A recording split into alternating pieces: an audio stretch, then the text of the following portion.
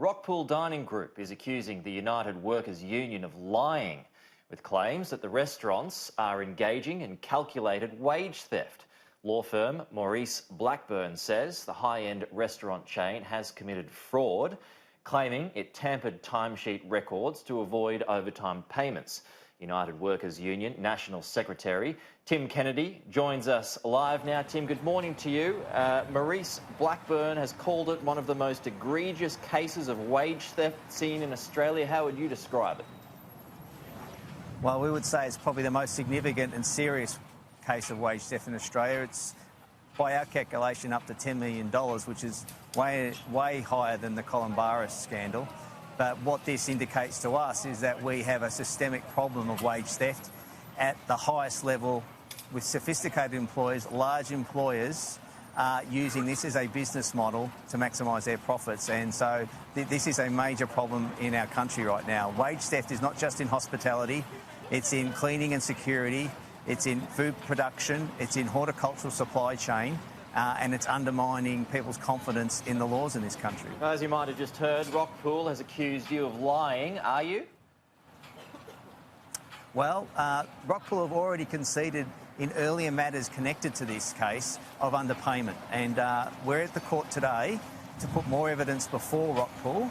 And so it's already established by Rockpool themselves that they have underpaid people and they've got wage theft. And this case is different in the sense that people here at Rockpool Group have been manipulating wage records in order to give effect to their wage theft. And the reality is this. Yes? Go ahead. The reality is this, is that we need wage theft laws that criminalise egregious behaviour like this. And we've got two state Labor governments who have committed to do that. We think it's urgent. But beyond that, workers such as Rohit today, who's at the court, if they don't have a safe place to have a voice as part of their union in workplaces, wage theft will continue to be systemic throughout this country and undermine the norms of behaviour that Australians expect. What have staff said to you about conditions? Well, it's all in the statement of claim. We've got conditions where people have been required to work up to 20-hour shifts without a break, where people have actually stayed overnight and slept in the facility before their next shift. So we have extended hours that are then being changed later to only represent a normal working week. We have breaks not being paid. We've got situation where people are required to turn up to work without adequate recovery time. This is a very sophisticated model here. This is not a situation where employees don't understand their obligations. They understand them and they've worked out a way to get around them. Tim, just on another issue, was it right for John Setka to be expelled from the Labor Party?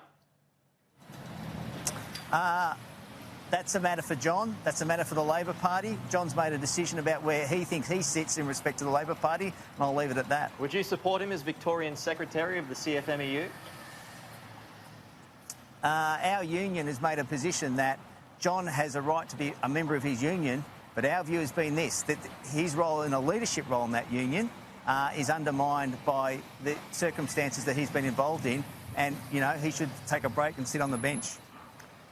He's also accused, and there are some quotes here I want to read you, he's accused the opposition leader of waving through sell-out agreements when it comes to free trade, and the ALP of sucking up to big corporate interests.